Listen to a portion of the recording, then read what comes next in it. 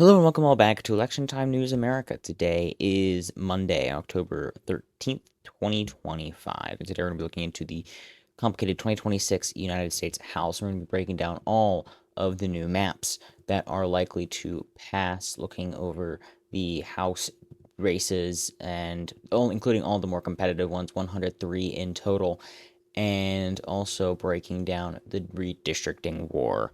Election Time News, your one stop for all things elections and politics, from summations to power reviews and news. Subscribe below for more content. This is about American, Canadian, and Australian politics. Also, make sure to follow the Substack, Threads, Instagram, and X, as well as check out our website, electiontimene.ws, linked in the description below. Remember, there's never a dull moment in politics. So, looking over at the general, you can see obviously there's quite a few retirements. Those are in those solid red colors, and quite a few Democratic retirements too. Those are in those darker blue colors for quite a few more. I think it's actually the largest amount of incumbents that have announced retirement to this point in decades. So that's something very interesting to see, and you can see also in the gray districts that there's no incumbent or it is vacant. And this purple one right here, because of how there's two of them actually, because of how Texas redrew, there are actually both a Democratic and a Republican incumbent in those two districts. So most likely they will end up actually going against each other, but both of those are favored to Republicans. But anyway, there's a lot going on in the redistricting war, and to start things off, there's a specific choice here of districts. This is with Texas, this is with California, in theory with Utah here being redrawn, and with Missouri. Those are the ones that appear most likely. Indiana might as well, but there's a full list here with the redistricting wars, which I now just realized that I misspelled in the name of the sheet itself. So that's there we are. Okay. Redistricting wars status. So right now Utah is going through. It appears that it could be up to D+2. It's not 100% certain. It's relatively unlikely that those seats will end up both flipping, but we can see in Utah these are relatively competitive districts. These two are very, very safe, but this one's only R+8 in this. This is a composite of from 2018 to 2024, and this is R+12. So that's just barely would be safe on this map, but it could, in theory, on a good year, go to the Republicans or to the Democrats. But if we look specifically, they don't have President 2024 on here, but I believe they're Trump +3 and Trump +8. So they are definitely a bit more competitive than the original map, which intentionally does split Salt Lake City almost perfectly four ways. So that's definitely a bit more than just a bit advantageous to Republicans. So that's going to be something, obviously, that we're going to be looking at. Texas, the map passed, legal challenges are potential. Same thing with Missouri, passed, but likely to be on the ballot. I'm not sure about how many votes, how many signatures are on the challenge to the ballot so far, but it may end up actually being on the ballot and might fail on the ballot. Ohio mandated redraw. Not necessarily sure if Republicans will actually draw themselves in any new districts or not. California up for a vote, looking more and more likely that it will pass by the day. Wisconsin, there's a case in the Supreme Court. Florida, idea proposed, but no official map proposal, and actually the state Supreme Court has generally rejected the idea. Kansas, a map proposed and is in theory up for a vote, but not necessarily sure that it would do too well in the state. Maryland, idea proposed, but no official map has been drawn yet either. Illinois, idea, exact same thing. And then these ones are very unlikely to pass. So anything generally, anything below 25% is relatively unlikely, but all the almost certain ones are up here, these four, the main ones to be watching. Ohio, there is a mandated redraw, but the question is whether or not Republicans will actually draw in new districts, and so that's basically what this chance is of. So altogether, Republicans will net about 3.08 seats, including the probability of the redistricting itself. So that's going to be the number one headline there. But if California does end up passing, it will basically completely balance out Texas. So that will definitely help things a bit. There's still about half a seat in this average that they still have yet to gain at this point. So once that probability is gone, then that'll help a bit. But so now moving over to the general overview. Typically, midterms are not very good for the party in power in the White House. Very rarely does it end up actually going very well for the party that's in the White House. And we can see that with the odds right here. It's almost 2-1 chance that the Democrats will win the House. And that's been quite a bit of a decline. It used to be exactly 2-1 in mid-September. And at its highest point in early April, it was 84% chance that the Democrats would win the House. That is with a very, very narrow Republican majority of just 5 seats. If 3 flipped, that would be in order. The closest seats would be Iowa's 1st, Colorado's 8th, and Pennsylvania's 7th. So those are the 3 closest Republican won seats. If those had flipped, which would only require a 1-point shift in the popular vote, then the Democrats would have won the House majority. And so that's definitely quite a bit of a concern. It's not going to take much of a shift, most likely, in order for the Democrats to take control of the chamber. And looking at the past, the party that's in power typically loses seats. The only 2 times that hasn't happened were 1998 and 2002. This was the Clinton era and the potentially backlash to the impeachment, and this was the rally around the flag after 9/11 in 2002. But then Bush's GOP lost 30 seats in 2006.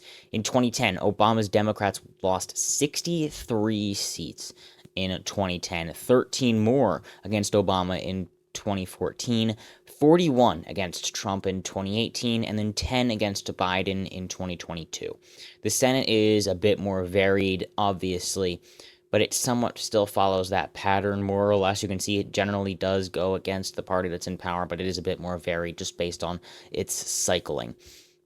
So that is definitely a bad sign for the Republicans in the House, and that is part of why they're pushing so hard for these redistricting opportunities. So now what we're looking at next is going to be the seats that are going to be competitive. There's 435 total, but most of them are safe. And starting basically at a baseline is 174 for the Republicans, 158 for the Democrats, and 103 closer seats. All of the ones that are here are going to go most likely by 12 points or more, a safe margin in the 2026 midterms. And so from there, we are going to build off of that. And so this actually includes a few seats that went to the Republicans by up to 15 points in 2024 because the Republicans won the House vote by just under 3 points, and the Democrats might win by up to 4, so that would be a 7-point shift. But we're just going to include 3 points just to be safe here, since we don't have basically any polling anywhere.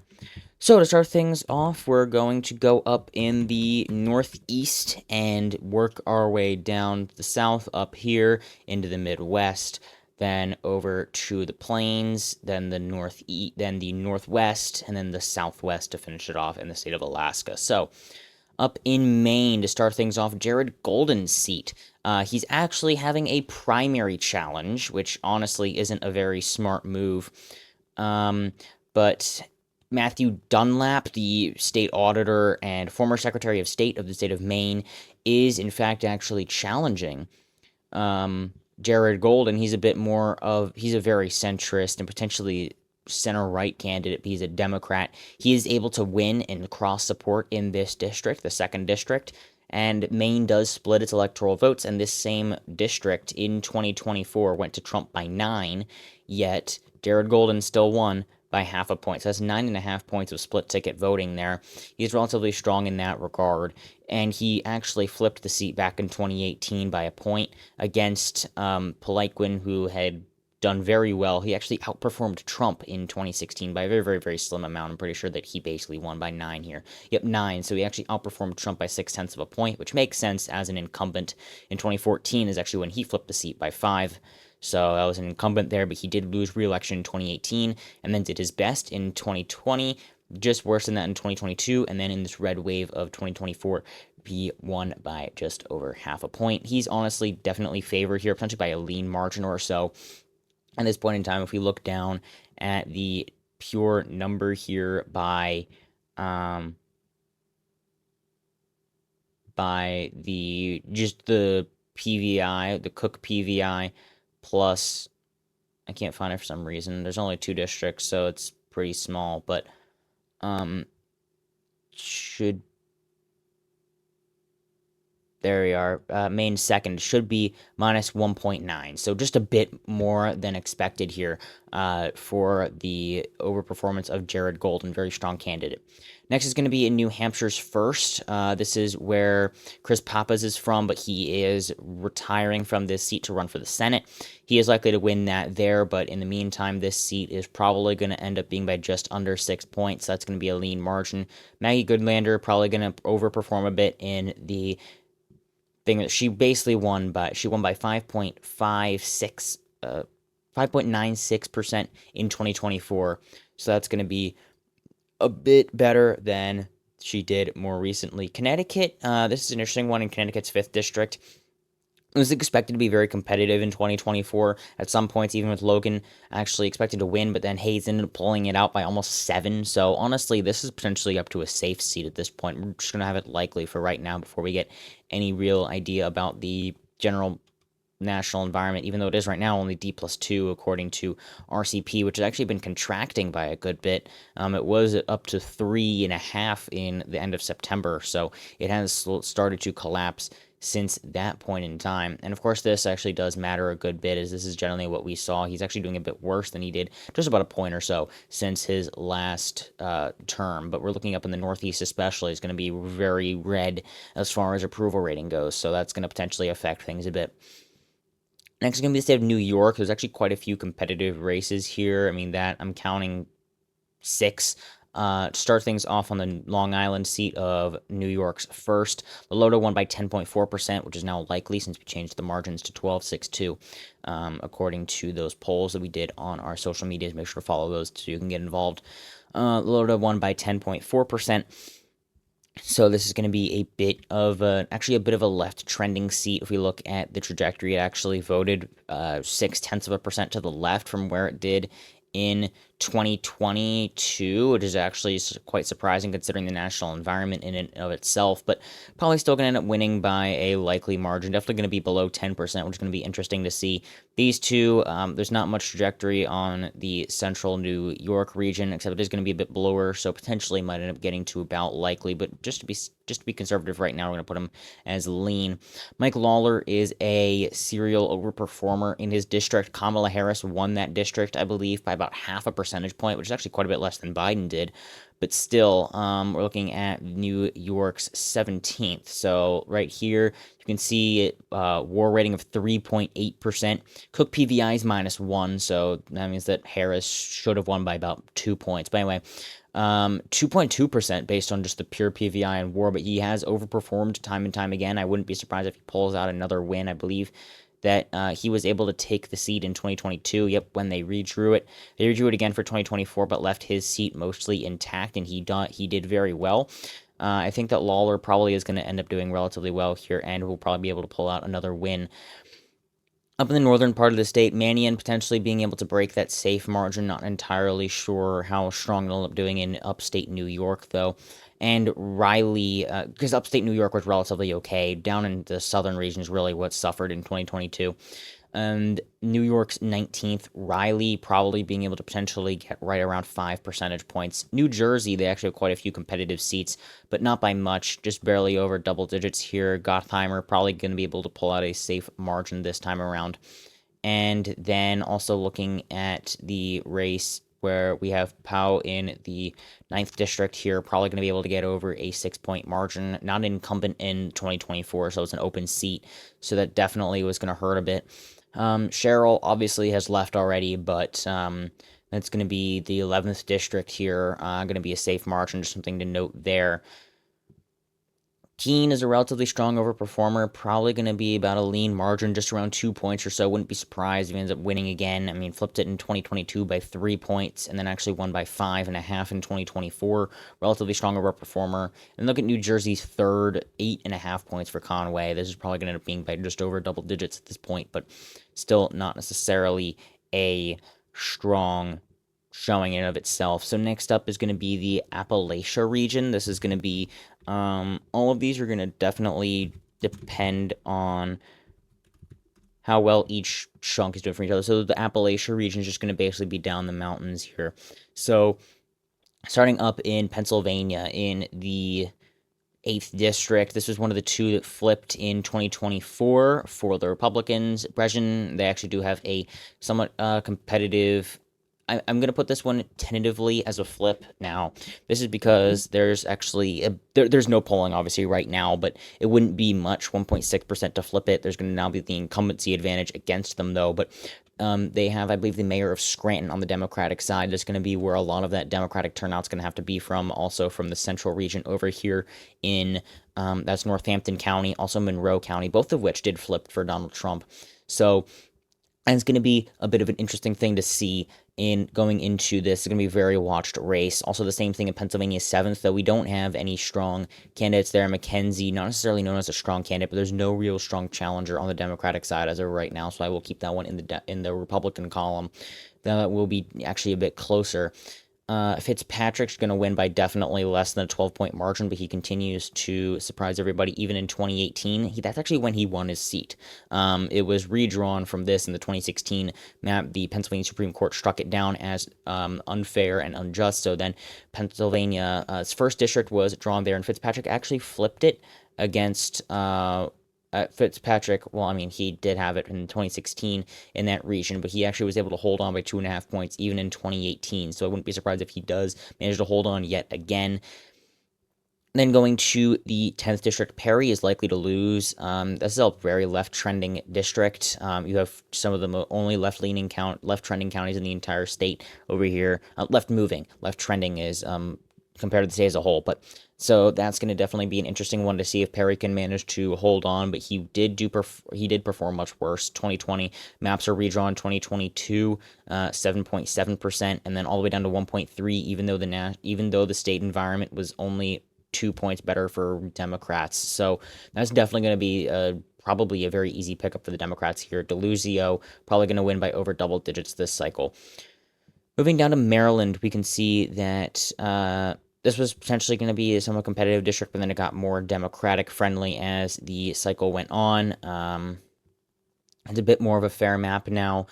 A bit more competitive of a district over here, Trone, but then it was an open seat, and McLean Delaney did end up pulling this win out relatively securely. Probably not going to be by anything insanely huge, but going to be probably a win nonetheless for the Democrats there. Vindman and Supernayam probably going to end up pulling out a win here, likely for both of them, though, because of the general trends. And really, neither of them are extremely strong candidates.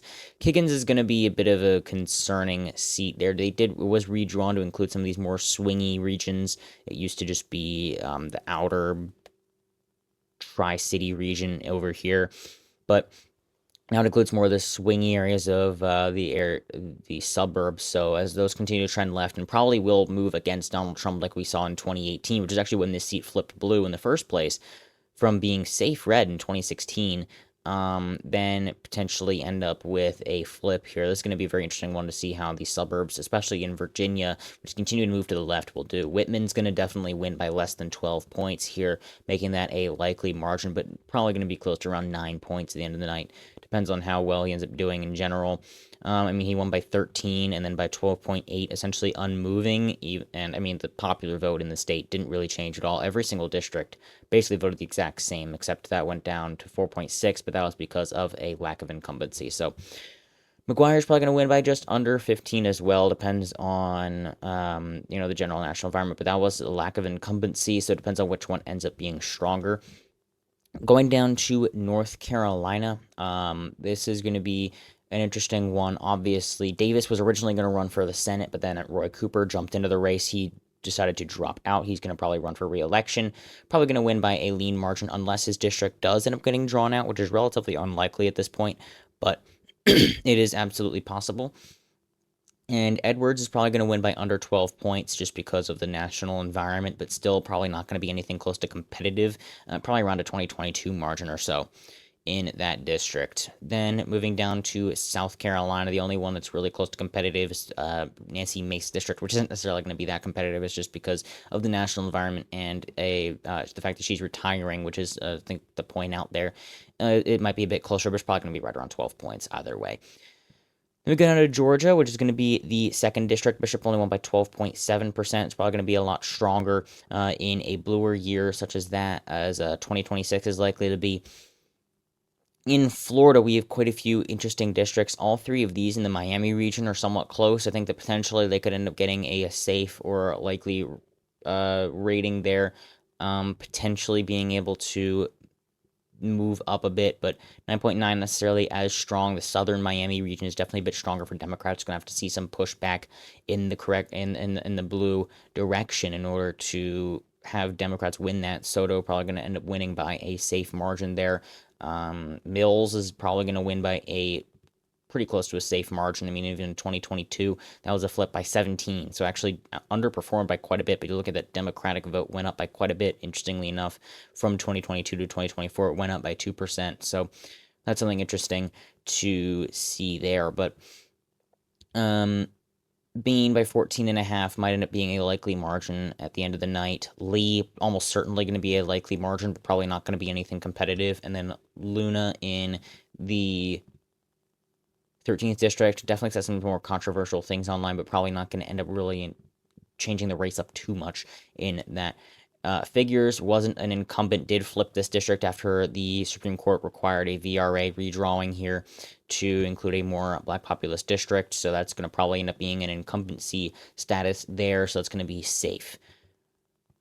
So now we're going to finish up the east of the Mississippi area with the Midwest, which is going to include basically everything over here. These main 8 states are going to be the main focus here. So starting off in Ohio, not necessarily sure what the map's going to look like after the redraw, but assuming basically it's the same one, which is actually what happened from 2022 to 2024, even though they were supposed to do a redraw. It ended up being the exact same thing. So Miller potentially going to end up winning by under 12 points, but that's still definitely a bit speculative. In the 15th, almost certain to win by under 15. That's actually a bit of a left trending area. Montgomery County over here actually did trend to the left in respect to the state from 2020 to 2024. Landsman probably going to win by over 12 in a bluer environment. Basically going to be somewhat the same thing for the 13th. Not going to end up being by over 6, almost certainly, because that is generally a bit right trending, this general area with, that's going to be Lorain County right there, but the area with Akron in it probably going to have to continue to trend. The suburban growth is going to have to battle out the outer urban region that's in that area. And then Captor might finally actually get booted from that district. I mean, in 2022 to 2024, the popular vote didn't really shift much, but she did a lot worse in that district. So that's going to be the main problem there for the Democrats. The problem is question is whether or not she'll be able to hold on right now, just because of incumbency and the national environment. Probably going to leave it in the Democrats column, but that's going to be ridiculously close and definitely something to be watched. John James is retiring in that district. I think that Republicans are probably going to be able to hold on, but Democrats are definitely going to be doing good with the Detroit turnout game. So right now it's only going to be tilt Republican, but we'll definitely have to watch that. It'll probably end up being polled a good bit. McDonald Rivet probably going to end up being able to hold on. That was expected to be very competitive, but actually ended up holding on from the 2022 result with no incumbent and doing better for the Democrats than Michigan's 7th went for the Republicans. And that was also with no incumbent. Slotkin ended up running for the Senate and won by about a third of a point. But Barrett is probably going to end up being able to hold on right now. Relatively strong candidate.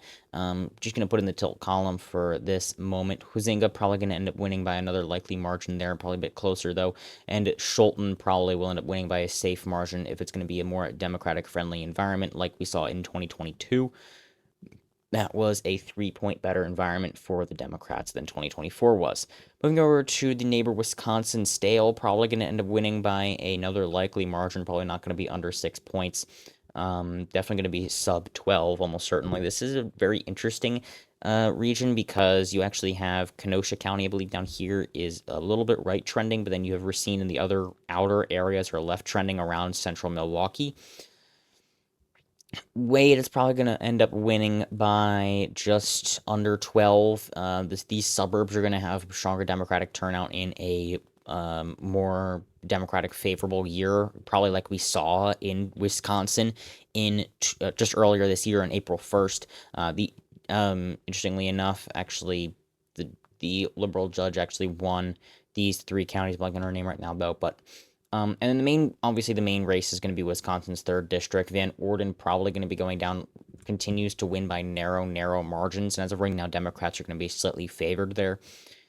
Going over to Minnesota, basically the only really competitive state is Angie Craig's, and that's just because she's retiring, and so that's going to be probably still not below 12 points. These three races in Iowa are going to be interesting because all three of them went blue in 2018. In 2016, Democrats narrowly managed to hold on after one of them flipped in 2012, and that was because Iowa lost a district. One of them went red in 2014. Democrats held on in 2016, flipped two in 2018, two flipped in 2020, the other one flipped in 2022 after a redraw. So it's been red for only 2 cycles, but Democrats won the House vote in Iowa in 2018 only by about 3 points, actually by 4 points. And so almost won all 4. And so that's definitely going to be something interesting to note, is that it's definitely susceptible to waves. And I almost think it's almost certain that that Miller Meeks will end up losing, even though she definitely is a bit of a strong overperformer. I mean, she first won her seat by a very narrow amount, and even this past cycle, she only won by 0.2%. Zach Nunn potentially having a bit of an open seat there, and also Ashley Hinson's a strong overperformer, but she won her first race in 2022 by 8.5, flipped in 2020 by 2.5, so definitely a bit of against the incumbent too by 2.5 points. It was definitely a right trending state. There's going to be something to note, but probably going to be under 12 points without that incumbent in place. And Iowa's third. Republicans are slightly favored as of right now. We'll have to see how that continues going. Moving over to Illinois. Illinois is going to be just basically these few in the Chicago region. We're a bit under 12. We're probably going to move back just because of the environment. But Sorensen actually won by under 10, probably going to be by a bit over 12. If Indiana does not do a redraw, then Mervyn potentially going to be right around 10 points, but not enough to get a safe margin in general as well. So that's going to be a bit of a competitive race in total. So moving on next to the Plains states. This is going to be this is basically going to be everything on this middle chunk throughout this area here. And then we're actually going to do this. The south is going to, the border south is going to be its own area here. So border south and the northwest. So starting off in Missouri, there are 2 technically competitive districts here. We're going to have to look at the map itself. You can see here the 3rd district composite is just under 20 points. So that's a bit, that's not going to necessarily be anything concerning for the Republicans by any means. It's probably going to be by a safe margin. I'm pretty sure that the 2nd district is, yeah, the 2nd district is actually going to be the competitive one, if anything, right around 9 points. I'm pretty sure this is, in fact, the district that Wagner does live in, probably going to be under 12, potentially being a bit more competitive because they had to take out some more blue areas in order to draw out this blue district that was here. So that's going to be interesting to see. The 5th district, somewhat competitive as well. It's only 15 points, potentially getting it a bit closer, maybe up to around 7 points or so, depending on how well Cleaver ends up doing, depending on which district he's in. If they drew him into the 4th district, then he's basically done for. That's going to potentially be maybe around 14 points if he's lucky. Next is going to be Kansas, the 3rd district. If there's no redraw, it's going to be relatively easy for Davids to end up winning. They tried to draw her district more Republican in the redraw from 2020 to 2022, and she just ended up winning by more. So that really goes to show that she's definitely an overperformer, almost certainly going to be more than 12 points. Going up to Nebraska, already the last one in the Plains area, not necessarily very competitive region. Actually, going to include Colorado in there. Nebraska's second. Don Bacon is, in fact, retiring, so that's going to be a huge flip for the Democrats. Almost certainly favored. Kamala Harris won this district relatively handily. And then Colorado, a few districts that are actually going to be competitive. Four of them are safe Democratic, but what we're looking at in the region, mainly going to be Colorado's 8th, but Crank won by 13.8. There's probably going to be just sub 12, not going to be by much. And then you have Boebert, who won by 11.6, potentially going to be a bit closer than 11 or so. Hurd won by 5. I don't think this is necessarily much of a left trending district. He actually won by 4.8% more, but in a relatively comparable national environment, definitely moved a bit to the Democrats. So that's going to be a bit interesting to see. Potentially could end up getting a bit more competitive than that. And then for Evans, 0.73, that's going to be a relatively interesting race to watch, but Democrats, as of right now, are definitely favored by a considerable amount. So that's already the Plains area. Next is going to be the border south. So that's going to be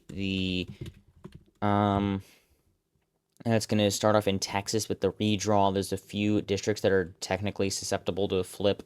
14 points in the 32nd district, probably going to end up being sub 12, but not by much. Not necessarily going to be competitive by any means. 9th district's going to be 13. It's probably going to also have the exact same thing happen there. We can close these. Then also there's some competitive ones in the southern part of the state. This is almost entirely hinging on if the Hispanic vote rebounds, which I honestly think it might just this one last time. If you look at what happened in 2018, then you see that there were some rural regions that came back one last time for the Democrats. Some central urban regions. This was where we saw the peak of the black vote again that we saw in 2016, and the Hispanic vote especially right before it shifted towards Trump in 2020, which is especially visible in regions like Florida, the southern regions in Texas. I mean, Gonzalez's margin was a lot closer and actually shifted a lot more than the country as a whole. So I think that the Hispanic vote in some of these regions might have one final rebound. The urban vote with some of the black voters in that community is probably going to end up having one last rebound potentially in 2026. So that could potentially end up bounding backwards, especially with the approval rating in Texas. Actually, now with amongst 2024 voters, it's actually under 0. And with a Hispanic vote, the approval rating is now down to minus 32 or so. So that's definitely not going to help the Republicans going into this. So honestly, with the 23rd district, that could potentially end up being about 7 points. I'm going to try to be a bit conservative with how far it'll go, though, definitely because we don't have any numbers yet. The 34th district, I almost think that Democrats would be slightly favored here. They do have an incumbent in this area, too. Gonzalez won by 2.6%, so that's going to be something interesting to note. Quellar by 5.6, and that's a narrow Democratic district. Probably going to win by over 6 points in a bluer environment like 2026 is likely to be. Just a 6-point margin in the 35th. That's probably going to be a lean margin as of right now. And then the 15th district is going to be 8. That might end up just being lean district. But still, the Republicans are going to end up netting seats in Texas after all.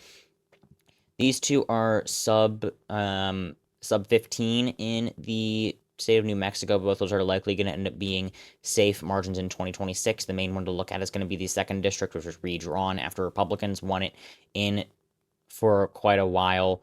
After the redraw, they won it in 2012 all the way through. Pierce retired in 2018. Small won it in 2018. Harrell beat Small in actually a rematch in 2020 and actually won. But then Vasquez beat Harrell in 2022 and has held the seat since then.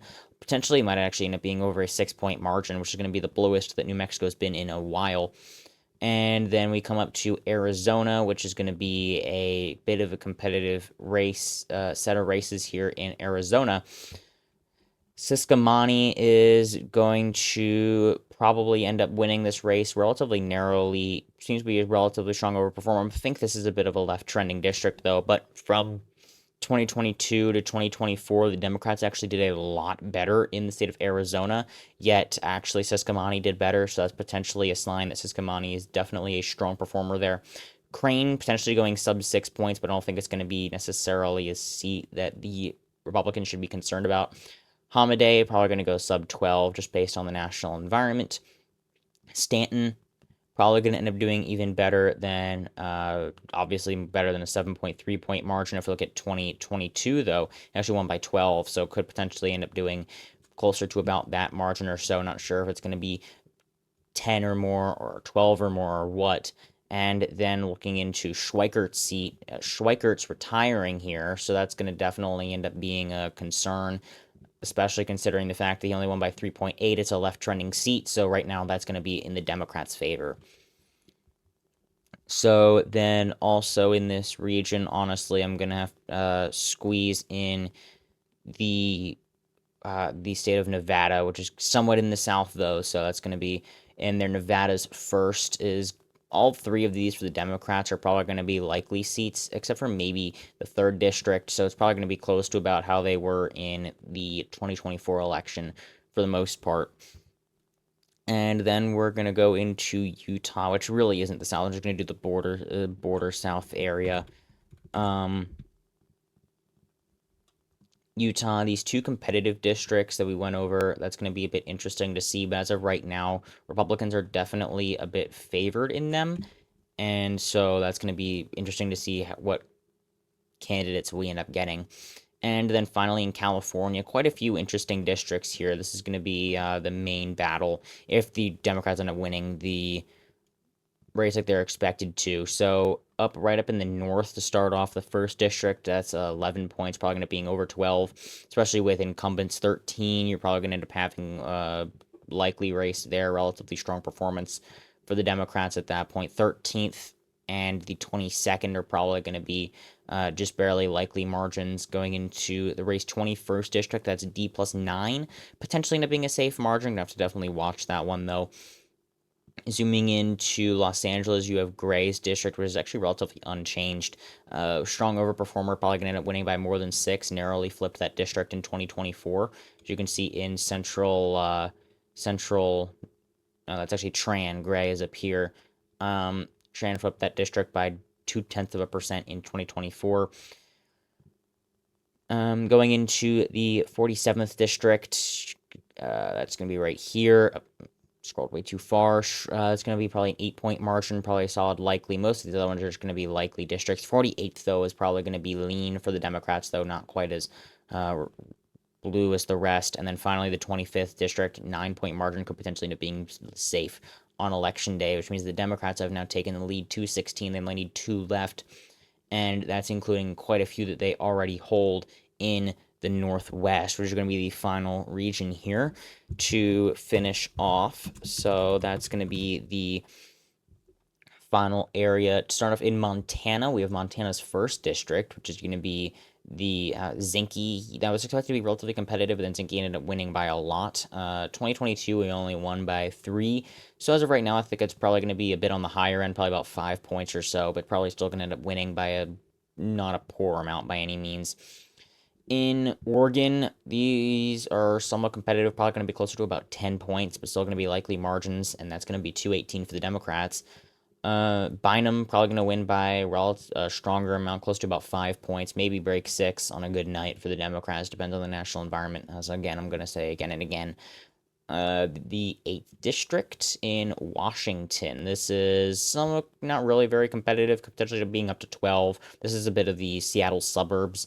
Those are probably going to trend against Trump. The suburbs have been shifting back and forth over the past few cycles, and that's really been how the national environment is dependent on. Randall by 13, probably going to be by even more than that. And then Perez is a strong overperformer. Wouldn't be surprised if she actually ends up winning by more than 6 points on election night. She was actually expected to lose, almost had like a 70% chance of losing, and then ended up winning by 4. So definitely an overperformer in that right, which is going to be an interesting race to watch nonetheless. And then Bigich probably going to win basically unopposed in Alaska in this cycle, potentially up to about a double-digit margin to finish things off, 222 to 213 nationwide, which is literally the exact margin of 2022, except backwards.